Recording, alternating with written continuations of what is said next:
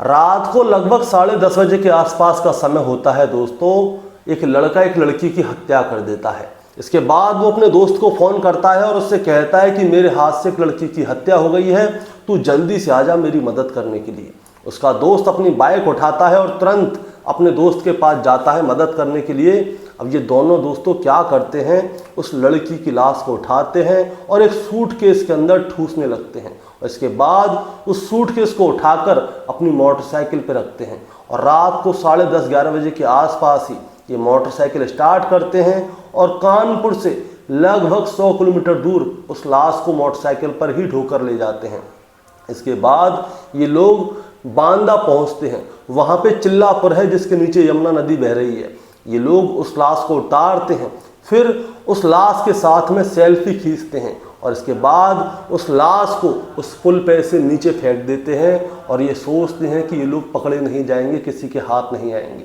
इसके दूसरे दिन क्या होता है दोस्तों, ये लड़का जाता है कानपुर सेंट्रल पे और सेंट्रल पे जाके एक ट्रेन मुंबई जा रही होती है। उस लड़की के मोबाइल को ऑन करके उस ट्रेन में रख दिया जाता है ताकि अगर पुलिस उस लड़की के मोबाइल के सर्विलांस निकलवाए तो पता चले कि वो लड़की मुंबई चली गई है। और ये दोनों लोग वहाँ से चुपचाप आ जाते हैं और अपने घर पे आके आराम से रहने लगते हैं। और पुलिस वाले उस लड़की को ढूंढ रहे होते हैं, उसके मोबाइल की सर्विलांस निकलवा रहे होते हैं, तो उनको पता चलता है कि मोबाइल तो मुंबई में है। अब पुलिस वालों की मेहनत दोस्तों आखिरकार सामने आ जाती है और इन दोनों लड़कों को गिरफ्तार कर लिया जाता है। और इसके बाद पूरी कहानी सामने आती है कि आखिर इस लड़के ने उस लड़की की हत्या क्यों की। दोस्तों आज की कहानी इसी लड़की के ऊपर है कि इसकी इतनी बेरहमी से हत्या क्यों की गई थी। दोस्तों कहानी शुरू करूंगा उससे पहले मैं बस आपसे यही कहना चाहूँगा कि अगर आप मेरे चैनल पे नए हैं तो चैनल को जल्दी से सब्सक्राइब कर दीजिएगा ताकि रोजाना रात को 8 बजे मैं आपके लिए एक सच्ची घटना की कहानी लेकर आ सकूँ। नमस्कार दोस्तों, मैं गौरव शर्मा और आप देख रहे हैं गौरव शर्मा सफ़र। दोस्तों आज की जो सच्ची घटना मैं आपको सुनाने जा रहा हूँ, ये सच्ची घटना शुरू होती है उत्तर प्रदेश के कानपुर शहर से और कानपुर के अंदर ही एक थाना लगता है, थाना हनुमंत विहार। दरअसल मैं बात कर रहा हूँ 8 अगस्त 2025 की सुबह की। होता क्या है दोस्तों, कानपुर देहात की रहने वाली एक महिला जिसका नाम होता है विजयश्री, वो 8 अगस्त 2025 की सुबह हनुमंत विहार थाने में जाती है और वहाँ पे अपनी बेटी जिसकी उम्र 20 साल है, जिसका नाम आकांक्षा उर्फ माही है, उसकी मिसिंग की रिपोर्ट लिखाती है।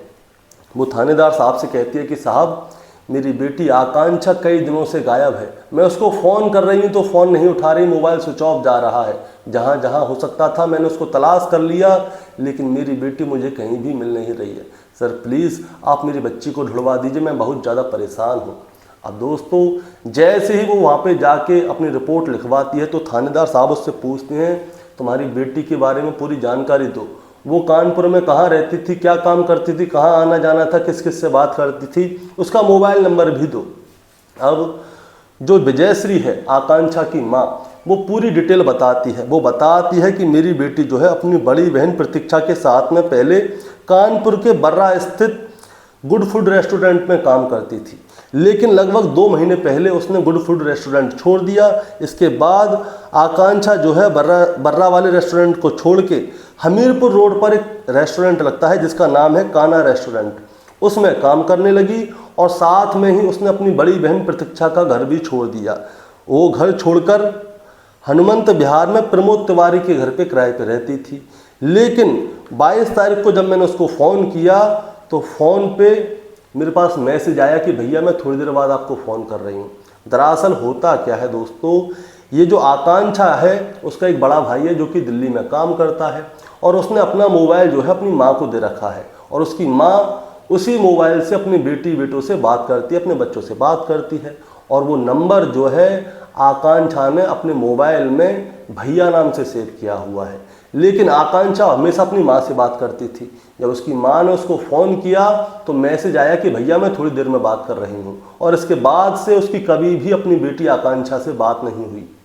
इसीलिए वो बहुत ज़्यादा परेशान थी कि उसका मैसेज जो आया है भैया करके आया है, ना कि माँ करके। और माँ कह के बोलती तो वो समझ जाती कि थोड़ी देर बाद मैसेज कर लेगी, बात कर लेगी, लेकिन उसने बोला कि भैया मैं थोड़ी देर बाद बात करती हूँ। इसीलिए मैं बहुत ज़्यादा परेशान हूँ और तब से आज तक मेरी बेटी से बात नहीं हो पाई है। और अब दोस्तों पुलिस वाले आकांक्षा की मां से आकांक्षा की पूरी डिटेल ले लेते हैं और आकांक्षा को ढूंढना शुरू करते हैं। सबसे पहले तो आकांक्षा की सीडीआर निकलवाई जाती है और आकांक्षा जो कान्हा रेस्टोरेंट है जहाँ पे काम करती है वहाँ पे जाके पुलिस वाले जांच पड़ताल करते हैं। तब पता चलता है कि आकांक्षा जो है एक लड़के के साथ में लिविंग में रहा करती थी और उस लड़के का नाम है सूरज उत्तम, जो कि फतेहपुर के बिंदकी के हरीखेड़ा गांव का रहने वाला है। अब ये सूरज उत्तम कौन है इसके बारे में जानकारी ली जाती है तो पता चलता है कि आकांक्षा और सूरज उत्तम जो है दोनों एक दूसरे से प्यार करते थे और ये दोनों एक साथ एक ही घर के अंदर लिविंग में किराए पर रहते थे। अब पुलिस वाले क्या करते हैं, सूरज उत्तम के पास जाते हैं, उससे पूछते हैं कि आकांक्षा कहाँ है। तब सूरज उत्तम बताता है कि मेरी जो है 21 जुलाई 2025 की शाम को आकांक्षा से थोड़ी बहस हो गई थी तो वो मुझे से नाराज़ हो गई थी और नाराज़ हो गई थी तो वो कहीं चली गई थी, लेकिन तब से वो कहाँ गई है कहाँ नहीं गई मुझे कुछ भी नहीं पता। तब से वो वापस भी लौट के नहीं आई। तो पुलिस वाले उससे पूछते हैं कि जब आकांक्षा यहाँ से गई थी और जब वापस नहीं आई तो तुमने उसके परिवार वालों से बात की, तुमने उसकी बहन से बात की, उसकी माँ से बात की? उसने कहा नहीं मैं तो किसी से बात नहीं की, लेकिन मुझे लगा कि शायद वो अपने घर पे गई होगी और वो मेरे पास आई नहीं है। इसके बाद क्या होता है दोस्तों, सीडीआर की रिपोर्ट सामने आती है। सीडीआर की रिपोर्ट जब सामने आती है तो पता चलता है कि आकांक्षा का जो मोबाइल है वो मुंबई में है। अब पुलिस वाले सोचने पर मजबूर कि आकांक्षा मुंबई में क्यों गई है, इसलिए जानकारी ली जाती है उसके परिवार वालों से कि मुंबई में किसी को जानती है क्या। तो पता चलता है मुंबई में तो किसी को जानती नहीं है, वो तो कानपुर तक ही सीमित है। अब पुलिस वाले क्या करते हैं, जो 21 जुलाई है, क्योंकि जो सूरज है उसने बताया था कि 21 जुलाई वाली रात को हमारा झगड़ा हुआ था, उसके बाद से ही आकांक्षा घर छोड़ के चली गई थी। इसीलिए पुलिस वाले क्या करते हैं, 21, 22, 23, 24 इन सारी तारीखों की सीडीआर निकलवाते हैं कि उस समय पे आकांक्षा का मोबाइल कहाँ था। तब जाके पता चलता है कि उस समय पे जो है आकांक्षा का मोबाइल सूरज के साथ ही था, यानी कि सूरज का मोबाइल और आकांक्षा का मोबाइल एक साथ था। अब इसके बारे में जैसे ही पुलिस को पता चलती है कि आकांक्षा और सूरज का मोबाइल एक साथ था तो पुलिस को सीधा शक सूरज के ऊपर होता है कि इसी ने कुछ ना कुछ किया है। इसीलिए वो पुलिस वाले क्या करते हैं, सूरज को उठाते हैं और थाने लेकर आते हैं और फिर उससे पूछा जाता है कि सही से बताओ आकांक्षा कहाँ है।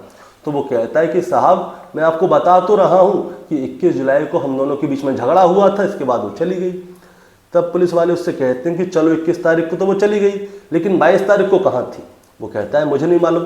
23 तारीख को कहाँ थी? तब भी वो कहता है मुझे नहीं मालूम। पुलिस वाले कहते हैं जब तुम्हें मालूम ही नहीं है तो उसका मोबाइल और तुम्हारे मोबाइल की लोकेशन एक साथ कैसे है? अब उसके मोबाइल और तुम्हारे मोबाइल की लोकेशन एक साथ है तो इसका मतलब ये है कि उसका मोबाइल तुम्हारे पास है और तुम्हारे पास है मोबाइल, तो वो कहाँ है, लाओ हमें दो। अब जैसे ही ये वाली बात सामने आती है तो सूरज जो है सकपका जाता है, क्योंकि 21, 22, 23 तारीख को जो है जो मोबाइल है वो सूरज के पास ही था और अब मोबाइल की लोकेशन जो है वो मुंबई दिखा रही है। अब सूरज मोबाइल ला के दे तो कहाँ से दे, इसीलिए पुलिस वाले क्या करते हैं, सूरज के साथ सख्ती बरतना शुरू करते हैं। और जब सूरज के साथ में सख्ती बरतना शुरू किया जाता है तो दोस्तों सूरज जो है पूरी कहानी शुरू से लेकर आखिर तक सुनाता है। वो बताता है कि मैंने ही आकांक्षा की हत्या की है और मैंने उसे जो है चिल्लापुर के ऊपर से नीचे नदी में फेंक दिया है। अब पुलिस वाले उससे पूछते हैं पहले तो ये बताओ कि तुम आकांक्षा से मिले कैसे, तुम दोनों के बीच में प्यार कैसे हुआ, तुम दोनों एक साथ लिविंग में रहने कैसे आए और किस वजह से तुमने आकांक्षा की हत्या की। ये कहानी तुम हमें शुरू से लेकर आखिर तक सुनाओ। अब इसके बाद जो है सूरज पूरी कहानी शुरू से लेकर आखिर तक सुनाता है। दरअसल दोस्तों होता क्या है, आकांक्षा जो थी वो इंस्टाग्राम की शौकीन थी, यानी कि इंस्टाग्राम पे ज़्यादातर ऑनलाइन ही रहती थी और लोगों से बात भी करती थी, फ्रेंड सर्कल उसका अच्छा था। इसी बीच में क्या हो जाता है, जो सूरज है सूरज से उसकी दोस्ती हो जाती है, जो कि फतेहपुर का रहने वाला था। अब इन दोनों के बीच में दोस्ती हो जाती है। दोस्ती हो जाने के बाद ये लोग मैसेज पे बहुत लंबी लंबी देर तक बातें किया करते थे। इसीलिए जो सूरज है वो क्या करता है, वो फतेहपुर से सीधा कानपुर पहुंच जाता है और कानपुर में जिस रेस्टोरेंट में आकांक्षा काम करती थी, यानी कि गुड फूड रेस्टोरेंट में आकांक्षा काम करती थी, उसी रेस्टोरेंट में सूरज भी काम करने लगता है। अब ये दोनों लोग एक साथ काम करने लगते हैं। वहीं पे इन लोगों का मेल मिलाप हो जाता था, दोस्ती पक्की हो गई थी, गहरी वाली हो गई थी और वो दोस्ती जो है प्यार में बदल गई थी। अब सूरज जो है एक दिन उस रेस्टोरेंट को छोड़ देता है और छोड़ के सीधे कान्हा रेस्टोरेंट में काम करने पहुंच जाता है। अब वो आकांक्षा से कहता है कि ऐसा है, तुम इस रेस्टोरेंट को छोड़ो, तुम मेरे साथ मेरे रेस्टोरेंट पर काम करो, तुम्हें पैसे भी एक्स्ट्रा दिलवा दूंगा और तुम यहाँ पे आ जाओ। आकांक्षा उसकी बात मान लेती है और वो जो है गुड फूड रेस्टोरेंट को छोड़ देती है। और आकांक्षा जो है उस समय अपनी बहन के यानी कि बड़ी बहन जो है प्रतीक्षा उसके साथ में रहती थी एक कमरे में ही किराए पे। वो क्या करती है, अपनी बड़ी बहन का साथ भी छोड़ देती है। वो उसे छोड़ के हनुमंतपुर जो है वहाँ पे आके सूरज के साथ में लिविंग में रहने लगती है। अब ये दोनों जो है लिविंग में रहने लगते हैं, लगभग 2 महीने से पहले से रहने लगते थे। अब क्या होता है, इन दोनों के बीच में प्यार प्रेम प्रसंग आगे तक बढ़ता है। एक ही रेस्टोरेंट में काम करते थे, एक साथ आना था, एक साथ जाना था, 24 घंटे एक साथ रहते थे, प्यार मोहब्बत की बातें करते थे, सब कुछ बहुत अच्छा चल रहा था। लेकिन इसी बीच में क्या होता है, एक दिन जो है सूरज जो है अपने मोबाइल में किसी से बात कर रहा होता है मैसेज पे। अब जब वो मैसेज पे बात कर रहा होता है उसी समय पे आ जाती है आकांक्षा। अब आकांक्षा जैसे ही आती है तो उसके मोबाइल को वो देख लेती है कि सूरज किसी से बात कर रहा है। वो कहती है जरा दिखाना तो सही किससे बात कर रहे हो। तो पता चलता है कि सूरज एक लड़की से बात कर रहा था और वो लड़की से भी कोई ऐसी वैसी बात नहीं कर रहा था, प्यार मोहब्बत की बातें कर रहा था। इससे पता चलने लगता है कि सूरज का किसी और लड़की के साथ में भी अफेयर है। अब आकांक्षा उससे पूछती है कि ये लड़की कौन है। सूरज उससे बात को टहलाने लगता है कि भैया मैं तो ऐसी बात कर रहा हूँ फलान फलान ढिकान ढिकान। लेकिन आकांक्षा को कंफर्म हो जाता है क्योंकि बात इतनी डीपली थी, उन बातों को ऐसे कोई किसी लड़की से नहीं करेगा। इसीलिए क्या होता है, इन दोनों के बीच में झगड़ा होना शुरू हो जाता है। अब तारीख आती है 21 जुलाई 2025। 21 जुलाई 2025 को क्या होता है, सूरज और आकांक्षा जो है रेस्टोरेंट में होते हैं और इसी बात को लेकर इन दोनों के बीच में बहस होती है और बहस जो है झगड़े में बदल जाती है। तो रेस्टोरेंट के जो इनके साथ काम करने वाले थे वो उनको समझाते हैं बुझाते हैं कि भाई फालतू में क्यों लड़ रहे हो छोटी मोटी बात पे। लेकिन आकांक्षा जो है वो शांत नहीं होती। अब रात को लगभग 10:30 बजे का समय होता है। सूरज और आकांक्षा जो है जिस कमरे पर किराए पे रहते थे उस कमरे पर पहुंच जाते हैं। अब उस कमरे पर पहुंचने के बाद क्या होता है, आकांक्षा बार बार पूछती है कि ये लड़की कौन है और तुम्हारा इससे क्या लेना देना है। सूरज बार बार मना करता है कि मेरा किसी से कोई लेना देना नहीं है, मैं तुमसे ही प्यार करता हूँ। लेकिन आकांक्षा मान नहीं रही थी। वो बार बार सूरज से यही पूछ रही थी कि बताओ तुम्हारा इस लड़की से क्या लेना देना है। इसीलिए इन दोनों के बीच में कहासुनी हो जाती है और जब इन दोनों के बीच में कहासुनी होती है तब सूरज आकांक्षा में थप्पड़ मारता है और उससे कहता है कि हाँ मैं किसी और लड़की से प्यार करता हूँ, बता तू क्या करेगी। अब जैसे ही इन दोनों के बीच में ये झगड़ा होना शुरू होता है, हाथापाई होती है, सूरज पहले तो आकांक्षा को मारता है, पीटता है। इसके बाद वो आकांक्षा को ज़मीन पे डालता है और फिर दोनों हाथों से उसके गले को जोर से दबाने लगता है और तब तक दबाता है जब तक कि आकांक्षा की ज़बान बंद नहीं हो जाती। और आखिरकार आकांक्षा की ज़बान बंद हो जाती है और आकांक्षा मर जाती है। अब इसके बाद क्या होता है दोस्तों, सूरज ने आकांक्षा की हत्या तो कर दी थी, लेकिन इसके बाद क्या होता है, वो जो है अपने एक दोस्त को फ़ोन करता है जिसका नाम होता है आशीष। आशीष जो है जाफरगंज का रहने वाला है, जाफरगंज के खानपुर कदमी गांव का रहने वाला है। वो आशीष को फ़ोन करता है और उससे कहता है कि आशीष तू जल्दी से आ जा यार, मेरे हाथ से आकांक्षा की मौत हो गई, यानी कि हत्या हो गई है। अब आशीष भी सुनता है यार तूने क्यों मार दी। वो कहता है यार तू आ जाए, इस लाश को ठिकाने लगाना है। इसलिए आशीष क्या करता है, रात को 10:30-11 बजे के आसपास ही अपने घर से बाइक उठाता है और बाइक उठाकर सीधा उसी घर पे पहुंच जाता है जहां पे आकांक्षा और सूरज एक साथ लिविंग में रहा करते थे। आशीष दरवाज़ा खुलवाता है, अंदर जाके ये दोनों देखते हैं कि आकांक्षा ज़मीन पर पड़ी हुई है। आशीष भी चौंक जाता है, उसे कहता है यार सूरज तूने ये क्या कर दिया। वो कहता है कि अब तू छोड़, इस लाश को ठिकाने लगवाने में मेरी मदद कर। अब ये दोनों क्या करते हैं, वहीं पे एक सूटकेस होता है बहुत बड़ा, उस सूटकेस में आकांक्षा की लाश को सेट करते हैं। कभी ऐसे सेट करते हैं, कभी टेढ़ी मेढ़ी करके, जैसे हो सकता था वैसे सेट करते हैं। सेट नहीं होती तो आकांक्षा की लाश को जो है उस सूटकेस के अंदर ठूसा जाता है और फिर उसकी चेन लगा के उसको अच्छी तरह से बंद किया जाता है। और फिर ये दोनों क्या करते हैं, उस बैग को घसीट कर बाहर लाते हैं। आशीष की बाइक बाहर ही होती है। ये दोनों उस बैग को उठाते हैं, बाइक पर रखते हैं। आशीष बाइक चलाता है और सूरज उस बैग को पकड़ के पीछे बैठा होता है। और रात को लगभग 11 बजे ही ये लोग अपने घर से निकल जाते हैं। और वहाँ से रात को 11 बजे जब निकलते हैं तो वहाँ से सीधे जाते हैं ये कानपुर से लगभग 93 किलोमीटर दूर बांदा। और बांदा में आता है दोस्तों यमुना नदी का पुल, जो कि चिल्ला पुल कहते हैं, जिसका नाम है चिल्ला पुल। उसके ऊपर जाते हैं, गाड़ी रोकते हैं, रात को लगभग 2:30 बजे के आसपास का समय होता है। ये दोनों उस बैग को बाइक पे से नीचे उतारते हैं और देखते हैं कि कोई आ जा तो नहीं रहा, वहाँ पे कोई भी नहीं था। इसी बीच में सूरज क्या करता है, मोबाइल निकालता है, उस लाश के साथ में सेल्फी खींचने लगता है। और इसके बाद ये दोनों क्या करते हैं, उस लाश के बैग को उठाते हैं और चिल्लापुर से नीचे नदी में फेंक देते हैं और वहाँ से सीधे वापस अपने घर पे आ जाते हैं।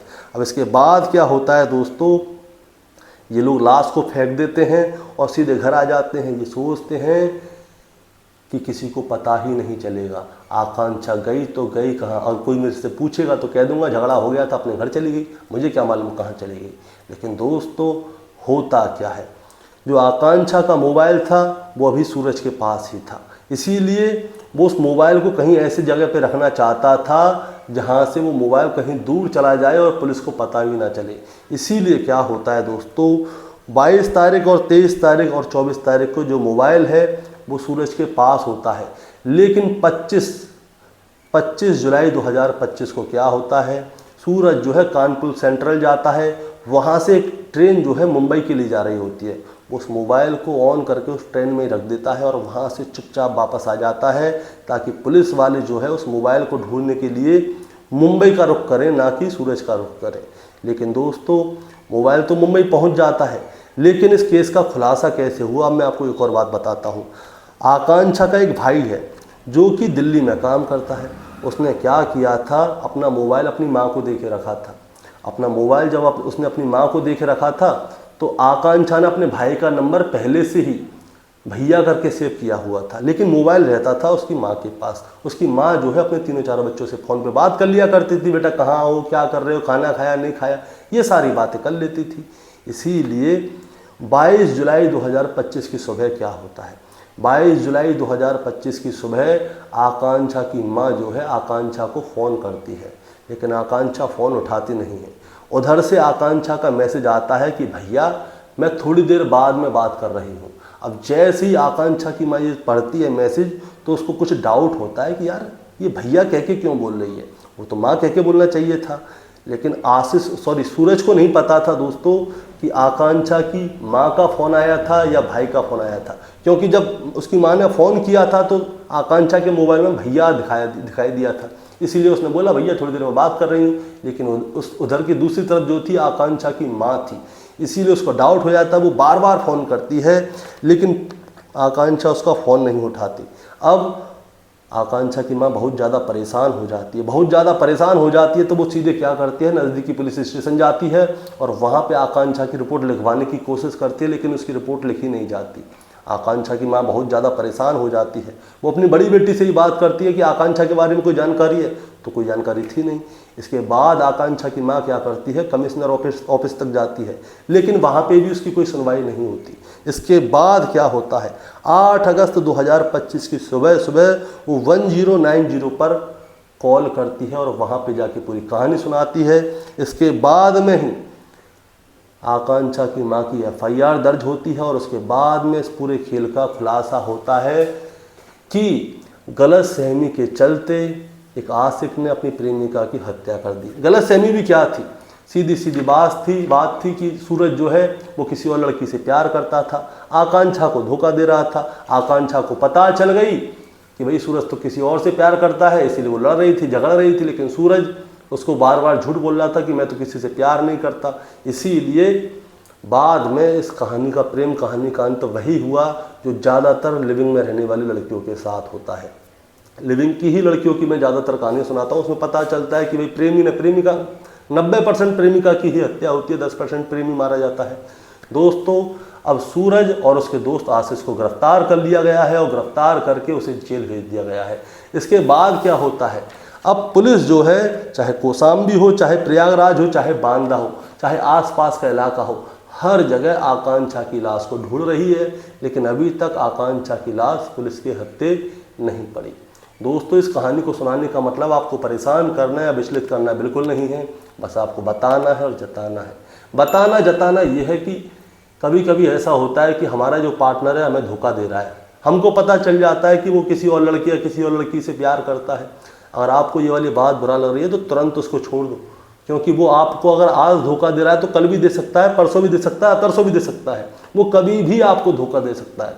तो ऐसे धोखेबाज आदमी के साथ रहने से क्या फ़ायदा, ऐसे धोखेबाज आदमी से लड़ने से झगड़ने से क्या फ़ायदा।